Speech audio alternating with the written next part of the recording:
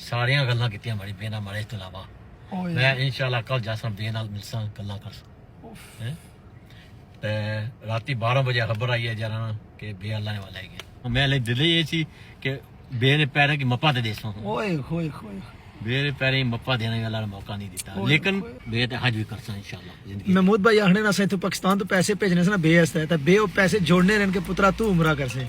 आज मैं उमरा करने से जा रहा हूँ उन्होंने पैसे ने नाल पर उन्होंने मैं आखिरी टाइम चेहरा नहीं तकी सकिया तो मैं उमरा करने से कल जा सा तो मैं तड़पना पिया कि काश कि इथों मैं फोन करना था वालदा तक नहीं तो वालदा आखना पुत्रा ये मैं जोड़ नहीं रही तो मेरी सारी नाल की नहीं जाना ते फालू मदीने गलियों है ओए होए होए हुन तुसा सारी जिंदगी कमाइयां करसो हर चीज करसो लेकिन एक दुख महमूद साहब ए तुझे कदे नहीं जान लगा केड़ा कि कब्र ते फुल में पा नहीं सकिया मैं परदेसू जा नहीं सकिया माए मेरिए तू मैनू माफ करी तू माए मेरिए मैनू माफ करी तू